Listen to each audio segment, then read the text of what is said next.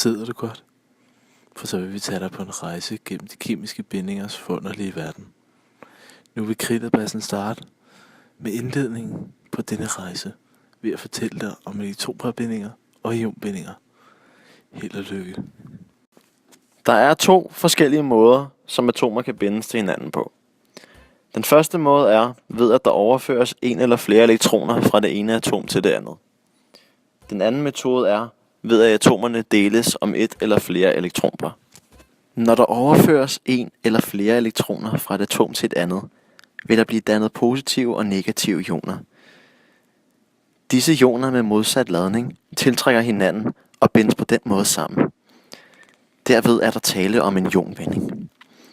I den faste fase er ionerne bundet sammen i et regelmæssigt iongitter, hvor de positive ioner er omgivet af negative ioner og omvendt.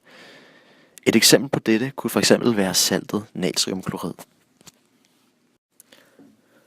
I en elektronparbinding mellem 2 ens atomer er tiltrækningskraften mellem atomkernen og det fælles elektronpar lige stor for begge atomers vedkommende. Er der tale om 2 forskellige atomer, kan deres tiltrækningskraft være af forskellige størrelse. Og det er tilfældet for binding mellem hydrogen og klor. I HCl-molekylet trækker kloratomets kerne mere i det fælles elektronpar, end hydrogenatomets kerne gør. Konsekvensen af det er, at det fælles elektronpar er forskudt hen imod kloratomet. Derfor er kloratomet negativt ladet, og hydrogenatomet er positivt ladet. Der er dog ikke tale om en fuldstændig overførsel af elektroner fra hydrogen til klor, og det vil jo føre til dannelse af ionerne H+ og Cl-. Det vi har er en binding mellem de 2 atomer, hvor de er fælles om 2 elektroner, men de deler dem ikke ligeligt. Bindingen mellem de 2 atomer siges at være polær, fordi der fremkommer en minuspol og en pluspol. Altså sige en positiv pol og en negativ pol. Og det angives ved et lille delta plus ved den, som er positivt ladet, og den, der er negativt ladet, vil det være så et lille delta minus. Atomernes kraft til at trække elektronerne afhænger af deres elektronegativitet. Elektronegativitet er symboliseret ved symbolet Ki, som er et græsk bogstav. Man kan groft sagt beregne elektronnegativiteten ud fra vores formel, vi har vist på tavlen, hvor det er atomnummeret over de elektroner, som er inden for den yderste skal. Det er dog groft sagt, men for at skulle beregne det præcist, skal vi kigge på vores tabel, som ses på side 164 i grundbogen.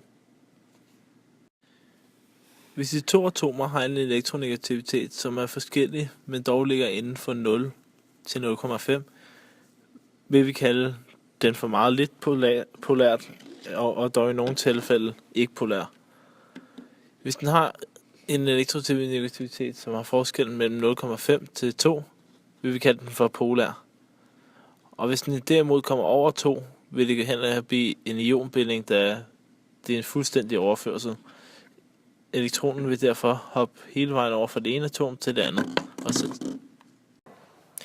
I de kondenserende faser, det vil sige væskefasen og den faste fase, holdes molekylerne sammen af tiltrækkende kræfter, der virker mellem de enkelte molekyler. Disse intermolekylære kræfter kaldes under for et navn Walls kræfter, efter den hollandske fysiker. Der er tale om elektriske tiltrækningskræfter.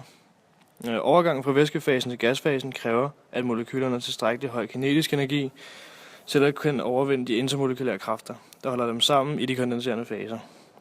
Kogepunktet for et stof kan derfor bruges som et mål for styrken af de intermolekylære kræfter, der virker mellem stoffet i de kondenserende faser. Så det vil sige, jo større kræfter, desto større kogepunkter og smeltepunkter.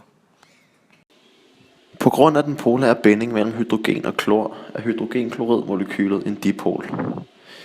I fast hydrogenklorid, som består af mange molekyler, vil de enkelte molekyler vende sin positive ende mod nabomolekylets negative ende.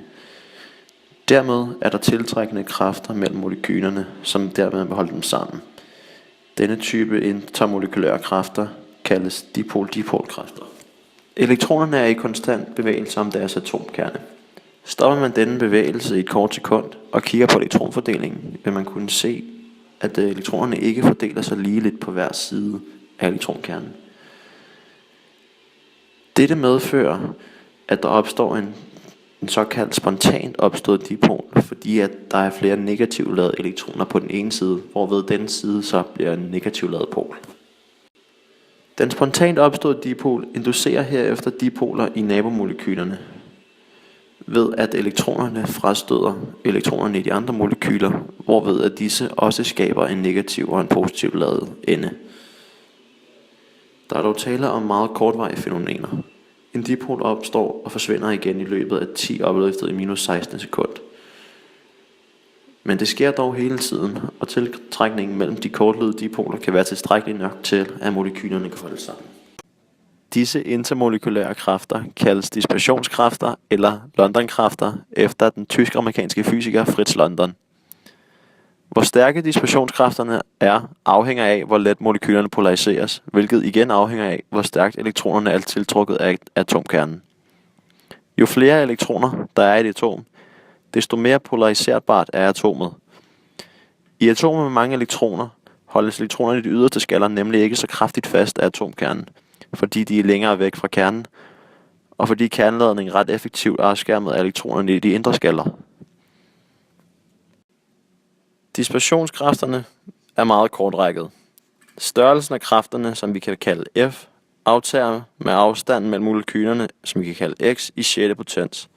Det vil sige, at F er omvendt proportional med x i 6. Dette kan også ses ud fra den formel, vi har opskrevet på tavlen.